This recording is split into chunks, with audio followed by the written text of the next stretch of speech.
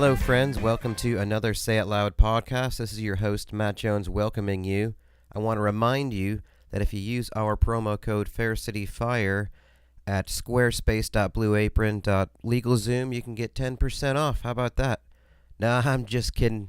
We don't have any commercials. I only say that because I'm trying to be like a real podcast, because this week we have Johnny Goudie, host of the How Did I Get Here podcast. He's one of the most prolific podcasters in Austin. He's been for a long time. He's been on the music scene for decades, so he's full of stories. I really dug talking to him about the balance of being a musician and being a podcaster. He talks a lot about that, bridging the gap between being creative in music and being creative in podcasting. We were really happy to have him on, so follow him on his Facebook pages. I know he's going to have some new music coming out under Johnny Goudie. He's got Instagram under Johnny Goudie, Twitter, all that, and the How Did I Get Here podcast. Follow that on Facebook. It's a pleasure. Enjoy. I think we already started. Yeah. But welcome to the Say It Loud podcast, episode whatever. We have today the two powerhouses of podcasting in Austin. Meeting Johnny face to Goudie, face. 674 episodes, with Fair City Fire of 33 episodes. I mean, yeah. We'll get there. Finally. Yeah, we're on our way. The people have demanded it. We want to see a good, clean fight. Yeah. But welcome, Johnny. Thanks for thank coming you for on. having me, Yeah, guys. I'm excited about this one. I mean, I met you. Well, you guys both played at. We should throw out the plug just for her sake. With Sydney. Sydney So we're Road. at Sydney Yeah. Go-Go. By the time this comes out, I think there's another at least day or so. SydneyGoGo.com. But you guys played the Pajama Jam on Sunday. An all-day drinking fest with awesome musicians and jams. I really took part of that all day drinking. Oh, Right? yeah. I drank until I was like, I'm gonna have to call. Yeah, if I have one more drink, I'm gonna have to call someone tomorrow and go, hey man, did I? Yeah. Are we still friends? And a ton of PJs. A lot Yeah. of PJs. PJs. Yeah, there was a lot of PJs going on, which is great. That was Joe who, during your set, I was playing by myself solo acoustic, and I don't know if you guys ever have followed a group. Sonically, it's like just sad, right? You got a band with drums and bass and two dudes singing and guitar, and like there's energy, and then this guy gets up there and is like, oh, everything's so sad.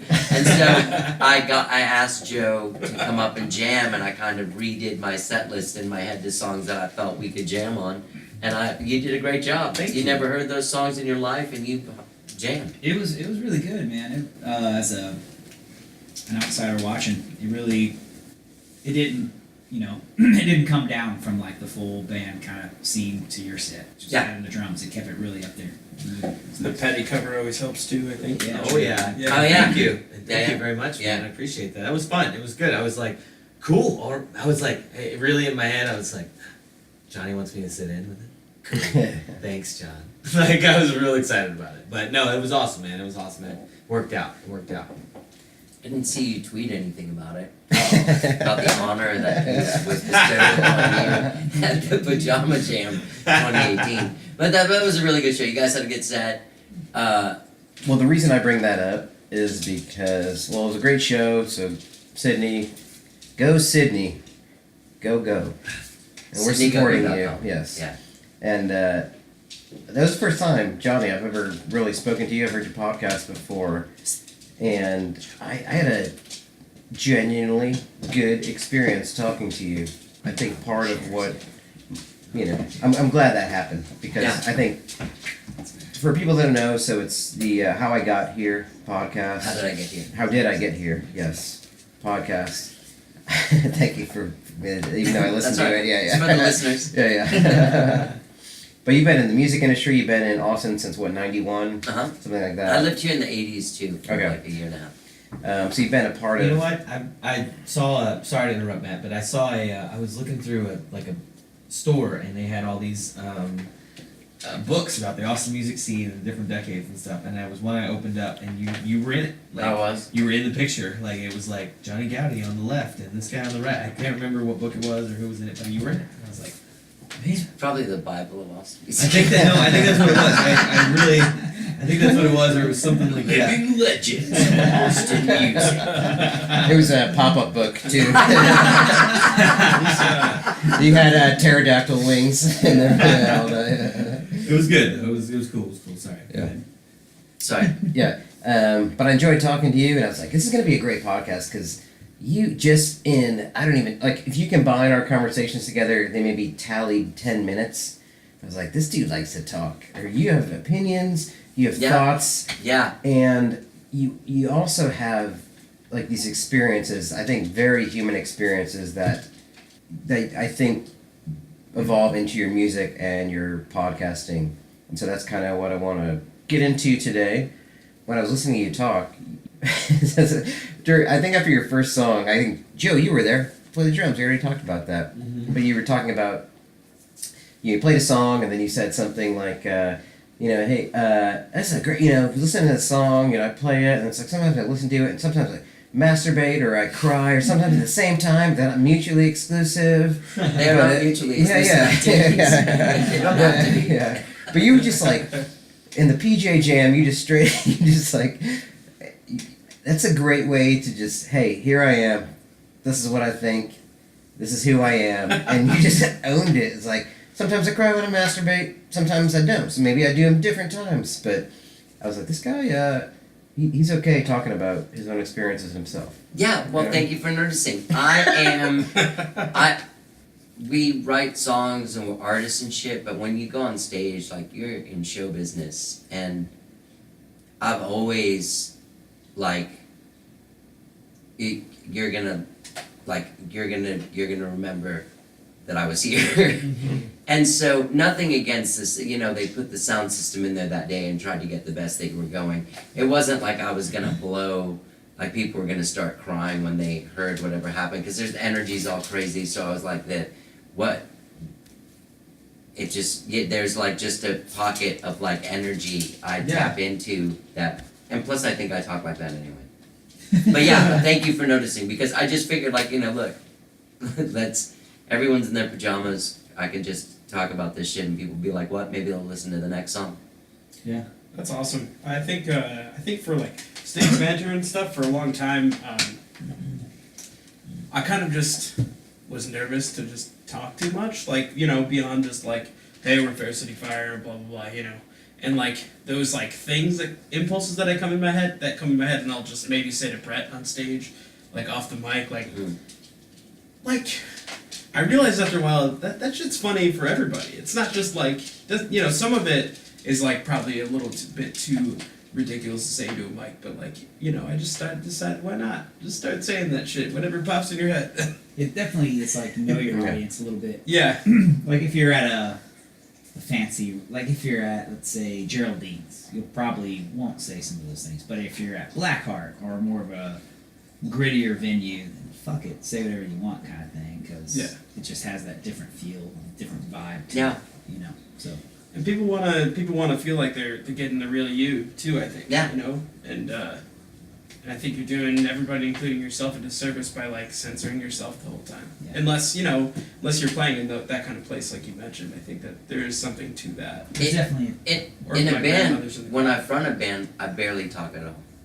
But solo, it's like, I can hardly get to the songs.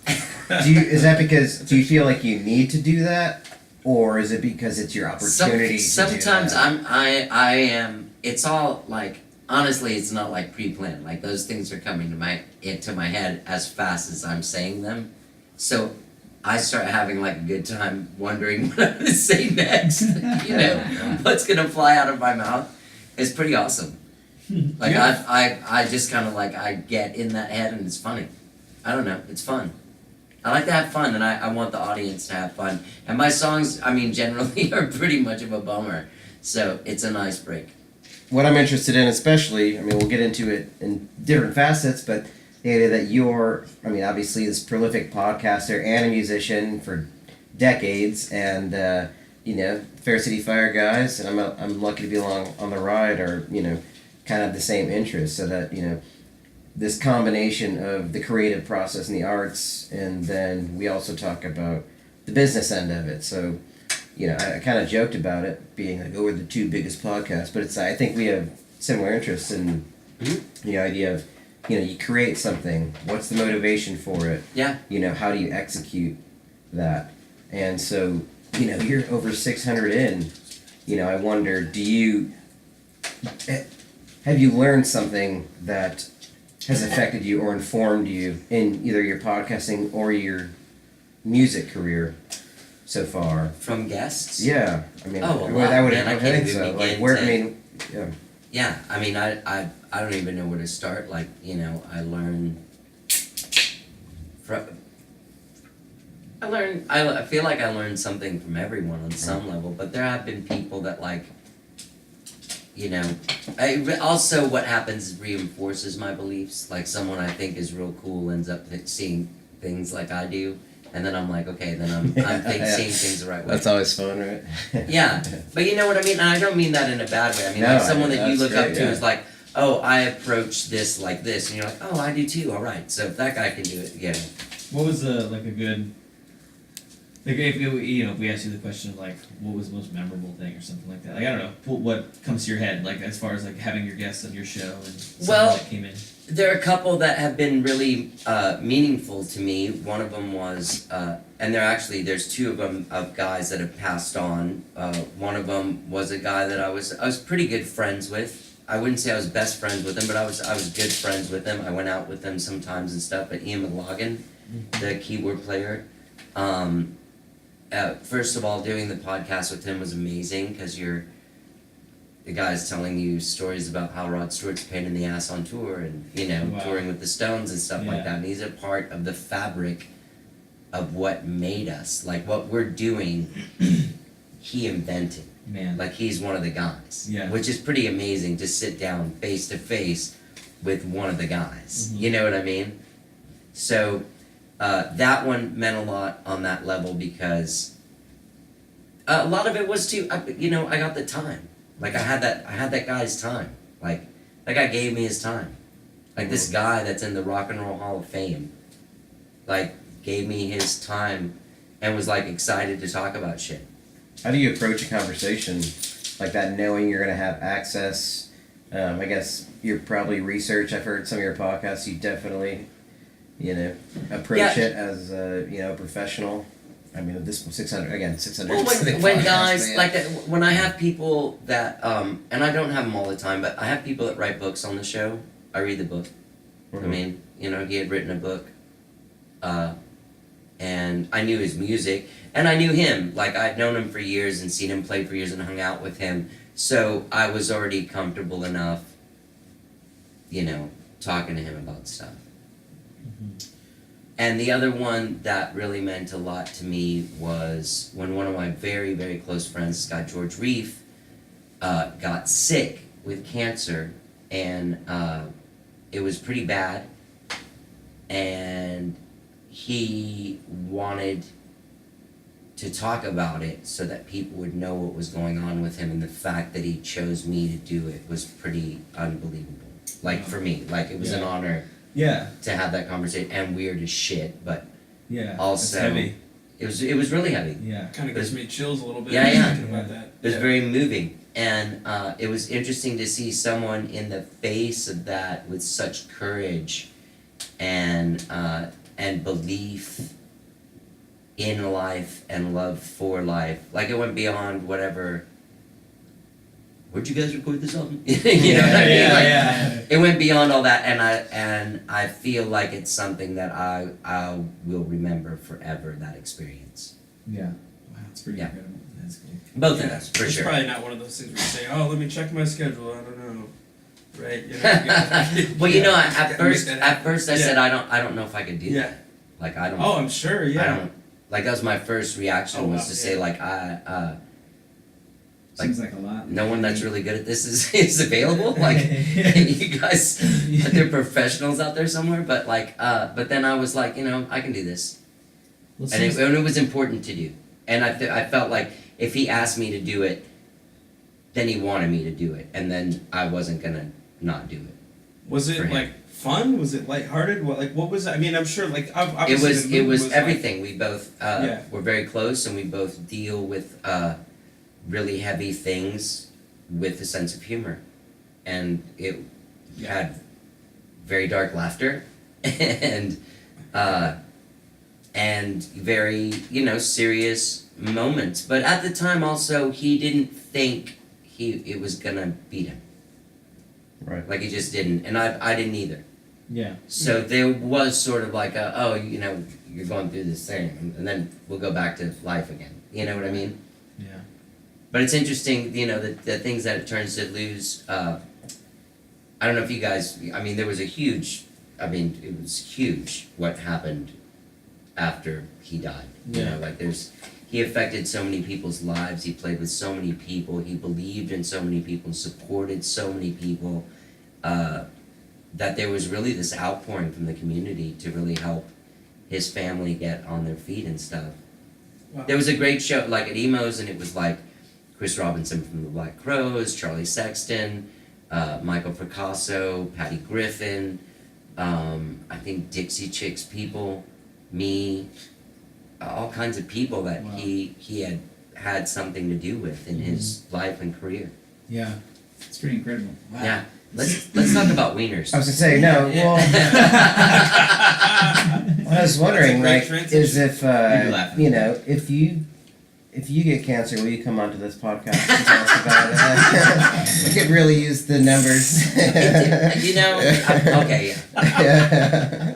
You got That's the me. way to check You got me for the next Well, one. it seems to me though, because it seems like somehow you're able to pull that out of people. That I guess the confidence or the ability to just make people feel comfortable around you Mhm. to speak of things of such nature. Yeah. Well, that's coming from. I mean, just to be clear, Brian and Brett, you've been on Yeah, we have. Goudie's podcast before. And Yeah, I'll so- talk about it, and I hope Brian's okay with me speaking about this. But as someone I've known Brian for over 3 years now, and kind of known where Brian's background's from, and We this. spend way too much time together. We spend way- Yeah, it's But too kind much. of knowing those intimate things about someone, or not, I won't call them secrets, but stuff that you don't share openly to just anyone. And to come on to your show, not knowing who you were beyond of the name, we know who Johnny Goudie is in the music scene, but we don't know him personally. And the ability to pull some of the things out was incredible for me to watch, because Thanks, man. you and Brian kind of share this close. It's very similar Yeah, a lot. grief, Family loss, tragedy, loss, yeah. and I've never really heard Brian speak too much about it. It's something that he keeps close to his chest, as most people would, and Yeah. and I know you had a similar experience with your mother growing up, and it was really cool to be a part of something like that and see how you were able to pull that out of him, and you could talk about your experience but talk about it in a way too where it was it was emotional, and it was kind of a heartfelt thing, but at the same time it was very open and light. I hope that doesn't sound wrong when I No. say light, but it was very easily talked about, which I feel like you used magic or something. It's it's not even that. Trick, It's yeah. black magic. Because I don't talk about that with anybody. no, and I understand. Yeah, And oh God, the proximity to the tragedy. You know what I mean? Is you're raw for a long time. I'm 49. My mom was attacked when I was 17. She died when I was 17. So I have a lot of space from being raw. You know what I mean? I have gone through a lot of things. I've gone through years of therapy. I have I acknowledge how awful and terrible it is, but I also acknowledge survival and practicality. And so I think there's an empathy and a calmness, almost I'm not freaking out when I'm asking you about it. You know what I mean? Because I'm okay with these things, because this is what happens, and there's no shame, and it's difficult to talk about, but every once in a while you meet someone that's it's like a Vietnam veteran, they have that look in their eye, they've been in the shit, you know what I mean? Yeah. It's very Like, sincere. Yeah, that's yeah. For sure. I mean, it's real, you know? Yeah. Yeah. I think that's why I like sad girls. I think that's it. Yeah. I think that's it. So when you do you consider yourself a podcaster now, or a musician, or both? I think yeah, both. I think. What are you kidding? I make my Yeah. living Yeah. making music still. I mean, And do you I think- write does it songs have- with people, and that's who I am. And I Yeah. wouldn't. I mean, the podcast really wouldn't make sense if I wasn't that. I mean, especially in terms of the interviews, because you're informed by your decades of experience, and you talk to new people all the time about what they're going through. And I think that's kind of what we hope to achieve too here is talk. I mean, we're not we like talking about the business and how you feel about that, and I think that's what for your podcast when I hear it, makes it very fascinating is that you're someone that's been through it and you're Yeah. still going through it, and so you can comment as well as hear the experience. A lot of the reason why I started the podcast was because I had been me, the artist guy. Like, hey, listen to my thing. Hey, listen to my thing. Hey, I wrote a thing. Hey, come to my show. Hey, come to it. And I'd done it, and then in like 2008, Jonas Wilson from the Midnight Stroll. You guys know him? I don't.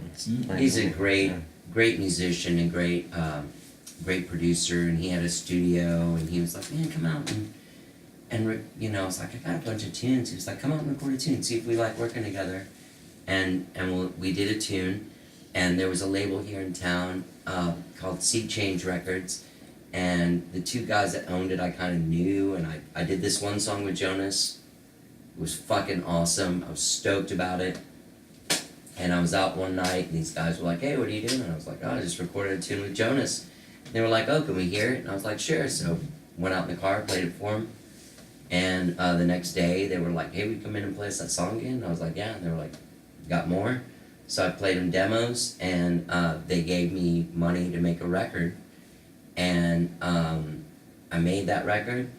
And with Jonas, I had Lars Ulrich mix it. We had the Tosca Strings come in and play strings. I had Colin Fuchs come in and do all these horns, Wow. did all this shit. It was really awesome.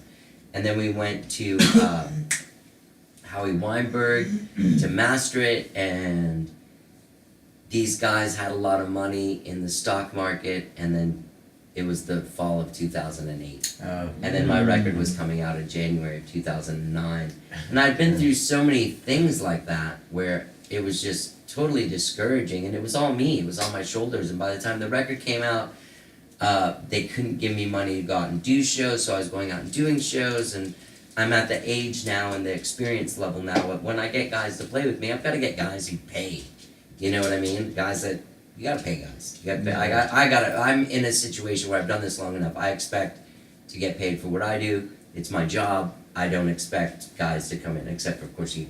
That's for Joe. Except for Joe. That's fair. The situation. I mean, it was all John free Party- that day. It was all Yeah, free I was that in day. my I didn't make you pajamas. come to It's all like good. 8 I don't- rehearsals or whatever. I don't honestly. I'm Your already job's getting already paid. there. Yeah. I'm already getting paid by being in my pajamas and playing, so it's all good. Like, Yeah. Oh boy. He's gonna invoice you. is So- what I'm saying. And so I was sorry if this is long, but it makes a lot of sense. I was in the record wasn't getting reviewed. I wasn't kind of getting the hey, Johnny made a record vibe that I used to get, even like in town. You know what I mean? Like, oh, you do, yay, he did it. It was just kind of like, oh yeah, he made a record. I'm like, Jesus, I spent a fucking year working on this thing. And I was in Dallas doing a show, and we did an in-store at Good Records, and a lot of people came to the in-store, and somebody came up to me and said, your record's not on the counter. And I was like, oh, it must be somewhere. And it wasn't there. They hadn't sent the records to the thing, and I was like, oh. Like, at that point there was an office. It only had 3 people working in it, but I was the only guy that had put out a record in that 2-month period, you know what I mean? It's like, I had like 4 in-stores. Like, it was one of those things where you're like, let's get it together, and then Yeah. And then at the show, we had to drive back that night because I couldn't afford to keep everyone in Dallas overnight. And so I just remember looking at the song list and cutting like 4 songs. And then I was like, wow, I don't like doing this. This is like all the fun's being sucked out for me. So I backed off, and for a whole year I didn't do anything. I didn't do any of my own shows, just played with Skyrocket, hung out, wrote songs still all the time, was in songwriting group games, every week, and I was writing songs and recording. I worked with these kids. There was this group of kids that Sarah Hickman had called Super Pal Universe, and they were making an album, and they were trying to get a TV show. They were working on a pilot, and so I wrote songs with these kids for like a couple of weeks. I ended up writing like 6 songs about conserving water and shit like that. Super fun. I was writing with like. Do you remember any of like the beats to that? Oh yeah, there Conserving was water, one that like, was what really it? good. That was don't let that water run, weep. That water run, weep. Don't. It was like super funky, and That's awesome. yeah, we had a lot of fun. Yeah, and I put myself in the song because we were talking about different ways to conserve water, and there was a way that I was having a difficult time and trying to train myself to turn off the water when I'm brushing my teeth. Yeah. And so the opening line of the song was, "Little Johnny lets the water run when he's brushing his teeth." So, it was sassy. Yeah, that's so good. What if that was your Johnny song? Because these Yeah. guys got a Johnny Yeah, song they too. do. Yeah. It's about your brother, right? No. It's about not yeah. flushing when you duke. Oh, sorry, what did you say? No, not at all. no, yeah, no, it's all good. I'm such a loser. Johnny's not about you either. You don't want that. Anyway, so Moving on. So moving on, I took that year off. Then I did a couple of things. That band I had was called Johnny Goudie and the Little Champions. I put another version of that together with some of the same dudes. Then also at the same time, I started and restarted my all-female rock and roll garage band. That at that point was called Johnny and the Ladies' Room. It's basically Yeah. the Blue Bonnets playing my songs with me singing. Wow. And so. That's awesome. Yeah, it's really awesome. Yeah. We haven't played now in a year, so I think it might be done. I don't know. Lady Van Johnson was the last. Well, one. it's Blue Bonnets are seasonal, so you know. You can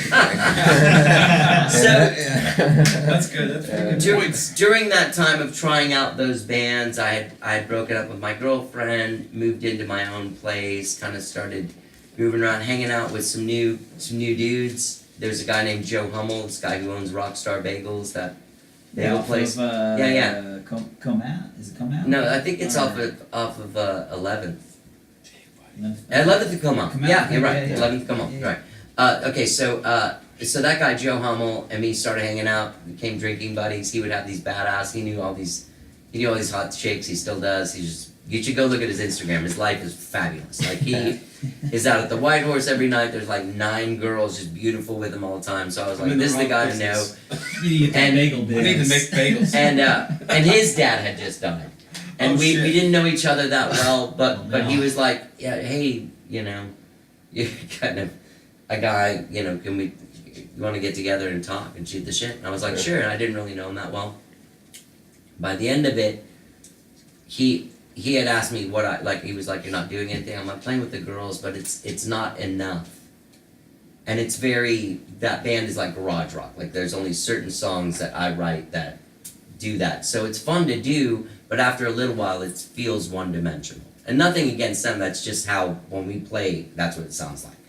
It's awesome, but it's just, there's no not a lot of bridges going on, or no diminished chords ever. It's all like, the most you get is a minor, but that's it.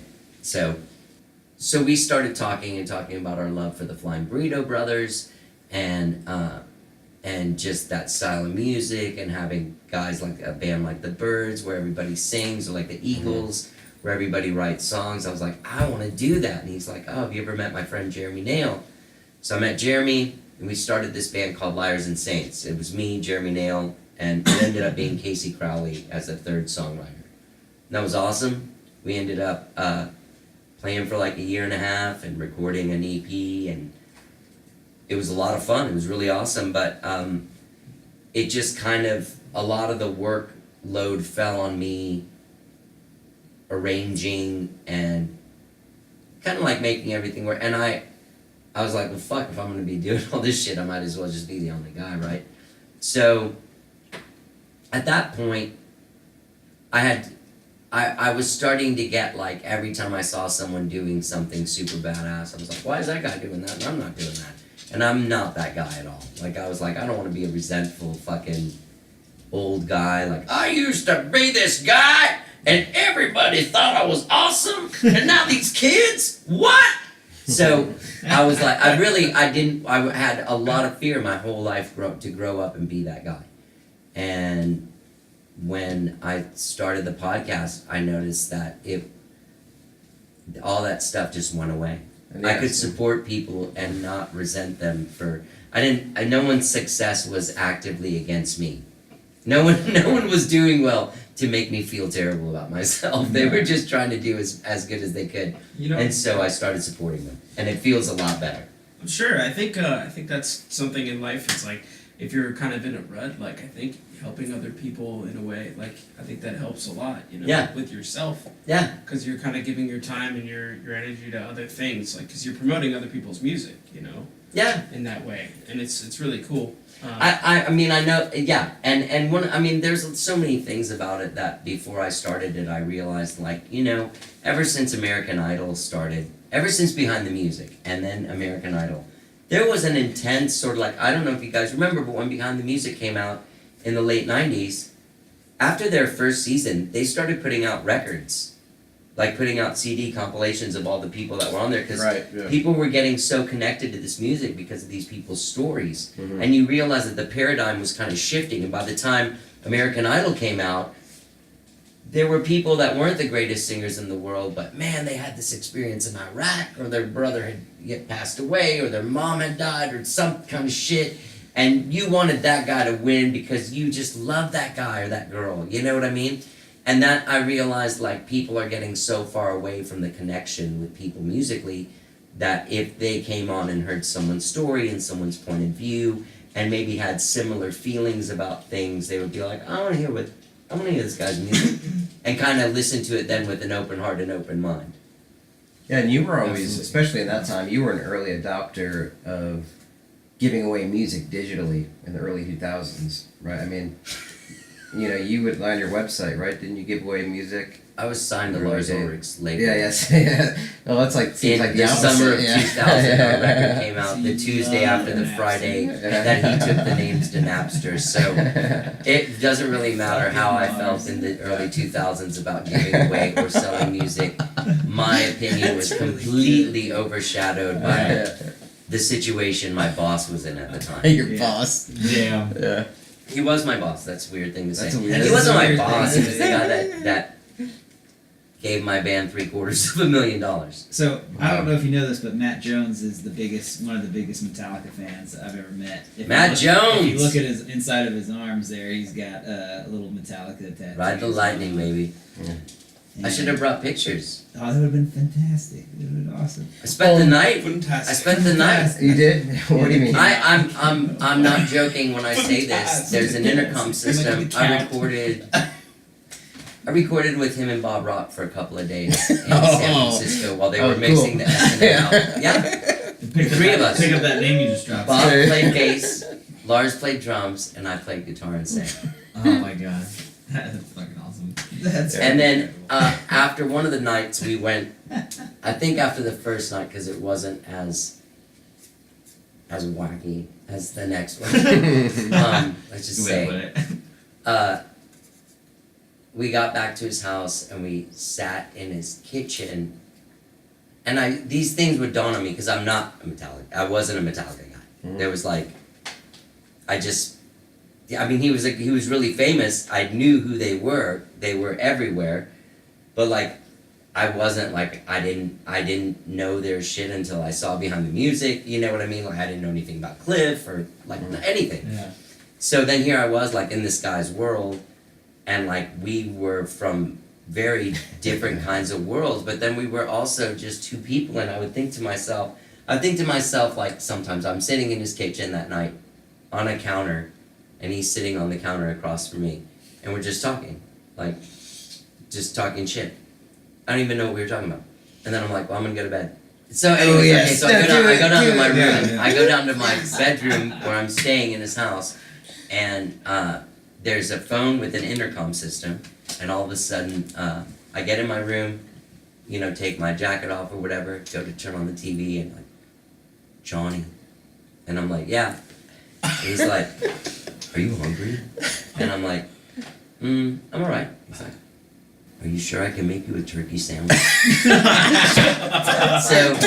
at that point I remember thinking to myself, like, all these kids, like, just kids in this world that would give their fucking left nut to have that guy say that to them. Yeah, he's hosting the podcast. And right all I now. could think was like, legitimately, do I want one? And then I said yes, and I will say, like, he puts tomatoes, lettuce. Is it like a turkey sandwich your mother would make, or like he was just like a No, it full-on, was like a turkey sandwich made by a guy who really cared about sandwich making. Damn. He really did. He attention to detail.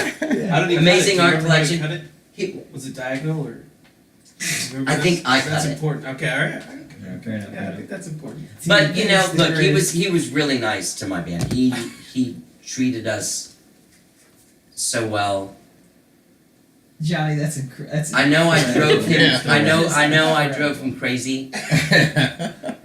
I remember towards the end of things, like when we were talking about, like, okay, well, this record just did not do very well, so I want you guys to get to make a second one, but we got to really sit down and focus, because this last record, it was not focused. You got this song from this kind of thing and this other thing coming in, and we got to find a sound and a focus and just zero in on it. I'm like, man, that's really hard for me, because, like, I mean, you think, like, most people like albums like that. Like, my favorite album, is the White Album by the Beatles, and that's like fucking genre. That's pretty good. It's like everything you can ever imagine in one album. And then he just looks at me and goes, Johnny, you're not the Beatles. Wow. There was a lot of stuff he would say like that. That was, Yeah. Cold blood. he was right. I mean, and he was right. We needed to zero in on what we were doing. And he never told us to do anything a certain way. He never said, be more like this. He would say, like, reach deeper into yourself. I mean, look, dude, we fucking made an album. We went out there, we hired Fred Marr, who did Lou Reed, New York, and Matthew's Sweet Girlfriend, like two of our favorite fucking records. And also, I Wanna Know What You're Thinking, which is my friend Will Sexton would never, like, whenever I was working with him, be like, oh, people would be like, hey, you're making a record? I'd be like, yeah. Who's producing? I'd be like, Fred Marr, you know, he did Lou Reed, New York, Matthew's Sweet Girlfriend, and then my friend Will would go like, an Information Society, Pure Energy.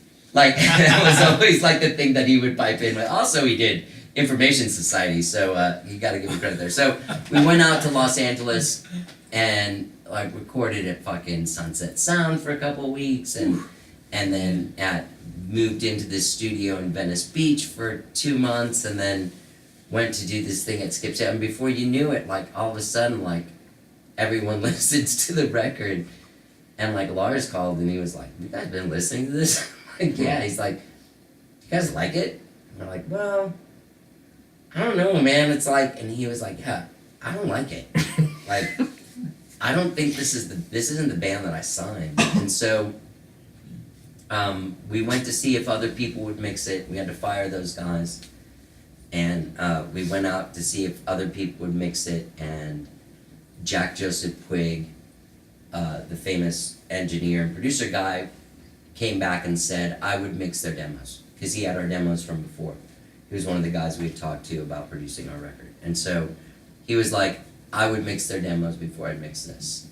And so that resonated with Lars, and when he came back to us, and it was the first time I went out to stay with him, me and our guitar player Jimmy, to sort of have like a 3-day summit meeting in a room with a neon sign that said drug, if that says anything about it. And jam in his jam room a lot. There was a lot of that happened. and we're so different. I would play with you way before I play with that dude. Like that's honest to God. Well, thank is where he's coming from, feel wise, is the opposite of where I'm coming from. So anyway, having said that, I fucking jammed with Lars Ulrich so many times that and that's hilarious and awesome. You know, a few times that was fucking awesome. Right? So anyway, so we go and have this like great summit meeting, and it all comes down to I love the demos that you guys made, and what would it take to get back to that, and what would you guys want to do? Because Elektra wanted to drop us, but he could do whatever he wanted because he was from Metallica. He could be like, give him another budget for another record. So we were like, we want to work with Mike McCarthy. He's the guy that did Spoon, Patty Griffin, eventually after that. But he was the guy we were doing our demos with. And he's doing Carson McCone's record. Yeah. Is he? Yep. Yeah, I remember his name. we don't want to go to LA where it's confusing, and we're in these studios that are like, you know, $1,500 to $2,500 a day, and like with Run, we were like, we're not those kind of guys, man. We're just like, let's go back to Austin, like, you know. Yeah.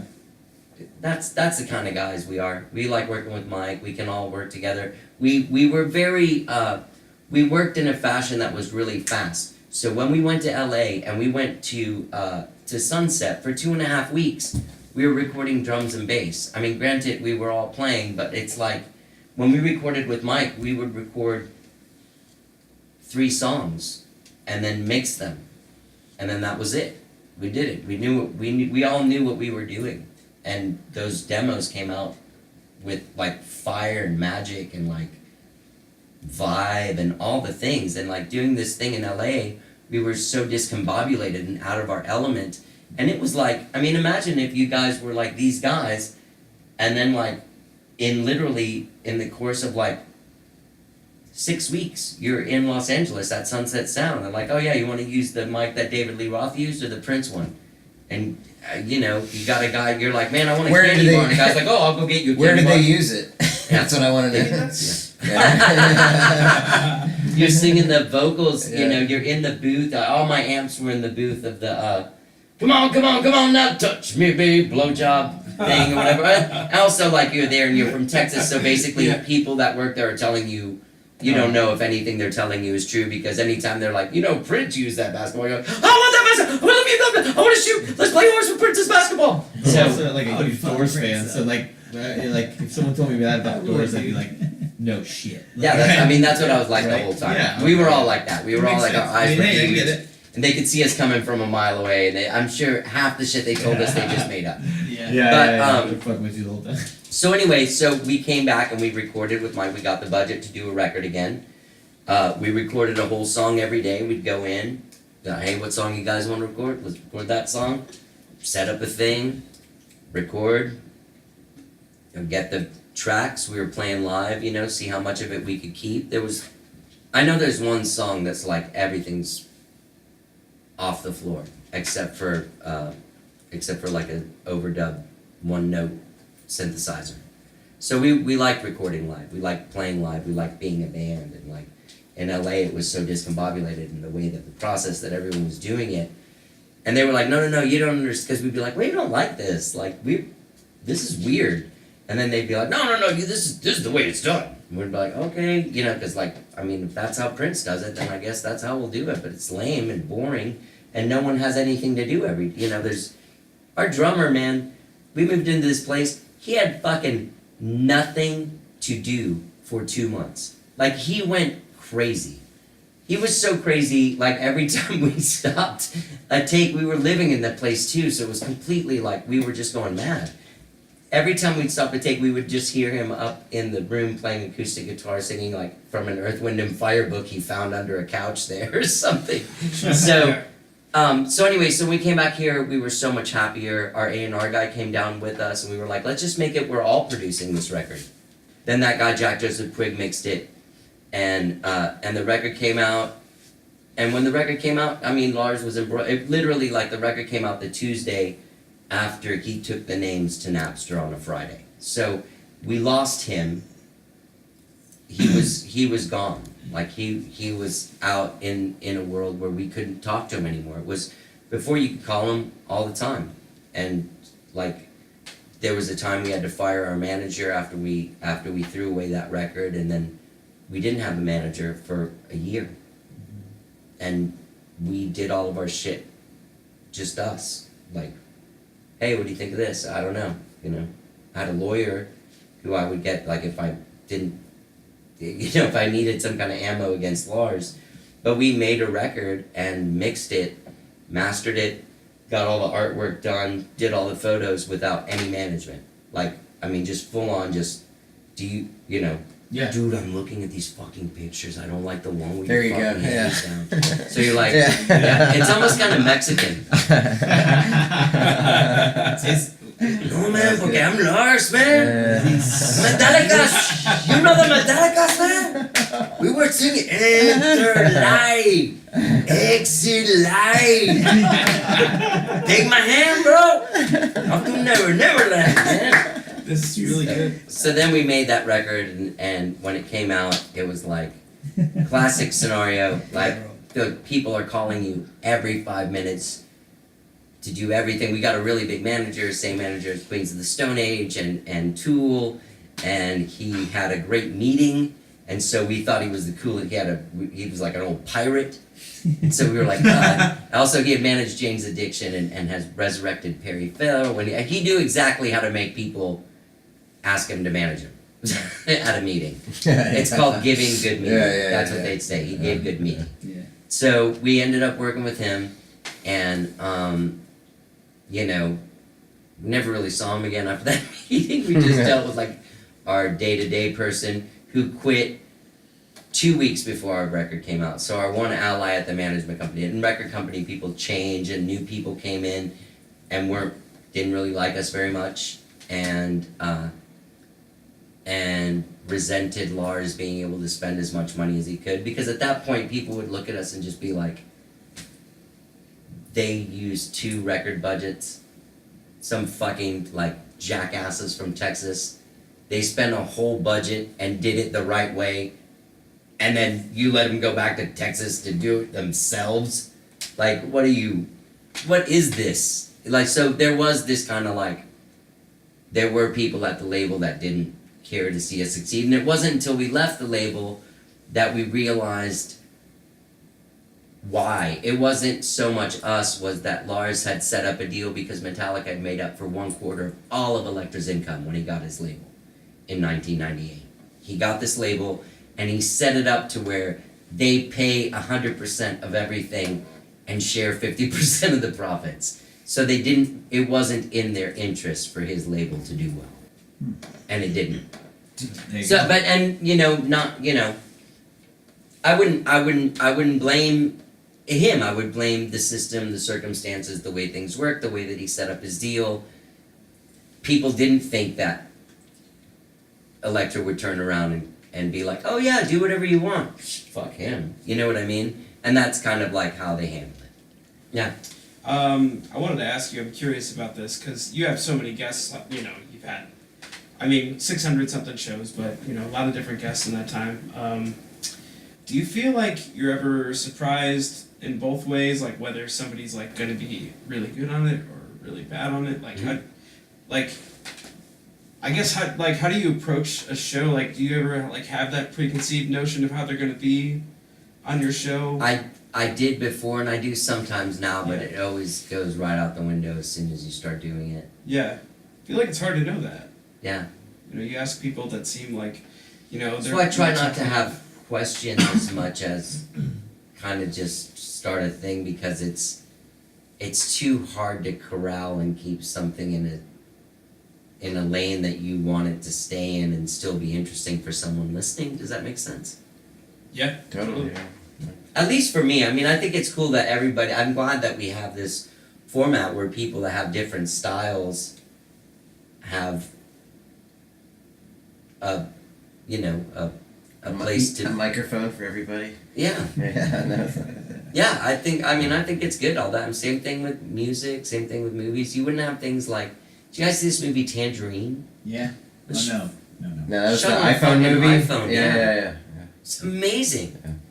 Like, you can, You know, yeah. You meet people all the time. I still meet people like, oh man, yeah, I'm just, I don't want to go work with anyone until I find like the right, like the late 60s kneeboard, and they gotta have like all the Neumann mics that I like. And you're like, dude, just go do it.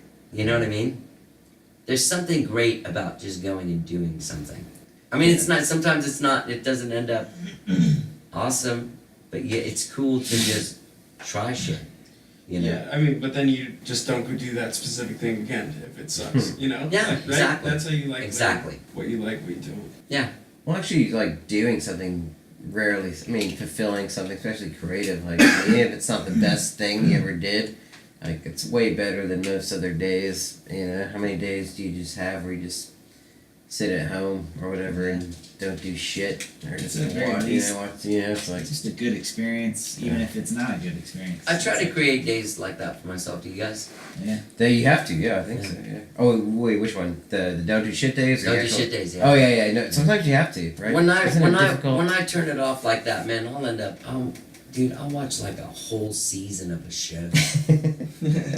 yeah. Like Yeah. a glutton. Yeah. Just lay around. It's great. Do you use your hand? Yeah. Yeah. Yeah, man, we all do. It's great. Yeah. I do have a thing with a lot of my writer friends and comedian friends. We try to figure out which profession. I mean, is it just men that masturbate all the time, or is there some profession that forces you to master and it also gives you the time to masturbate? Because there's also like, I feel like if you're writing a book, that's a nice break. Yeah? My It's friend like- Bruce Mahart, amazing author and professor at the U, is of the and also the very first drummer in my very first band. He can convince me that the masturbation is a lot. There's a district attorney here in town named Mark Pryor, who he has a family, 3 kids. He's an assistant district attorney, and he's written and released 5 novels in 8 years.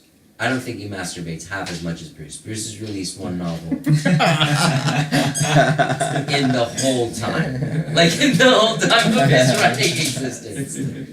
Or maybe that guy's just better at multitasking. Yeah. Also, he's British. Mark, the ADA guy. I don't think they whack it as much as red-blooded Americans. How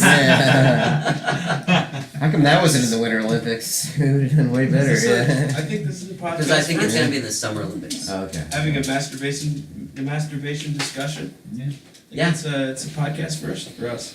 Do you guys want to play a game Yeah. name? Let's do it. TM. So, Good Joe doesn't want to play. He's walking away. No, I thought that was a vodka shot when you came out here, and you said it was a game, but Oh, it's a tequila shot, but it's got game name, accoutrement. okay. So, does anybody ever call you Johnny Goudie or Johnny Goudie? Oh yeah. Which one? Is your name pronounced correctly most often or incorrectly most Incorrect. often? Incorrectly most often. It is, yeah. I would guess Goudie. Is that the one Goudie. you get? Yeah. In Goodie. Wow. So let's play a game name. All right. I So like this games. actually started with our first Sydney Wright podcast. Oh really? SydneyGoGo.com. So you just kind of do something different every day. So I guess the reason I asked you that was because, it's easy to mispronounce some band names or singer names or musician names. And so what I've got here is a shot glass full of little slips of band names. I'm going to pass it around to you 4 guys. Okay. And I want you to pull it out. Yeah. That's hard to do. I can't do that.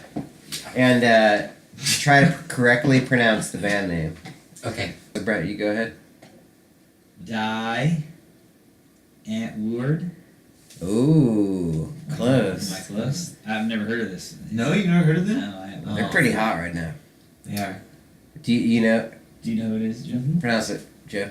Well, is it like D N-word? It is D N word. Yeah, D Ant-word. So D very, Ant-word. yeah, there you go. Yeah. Yeah, what does they sing? I think you're sexy and I like you a lot. Something like that. Yeah. They got something like that.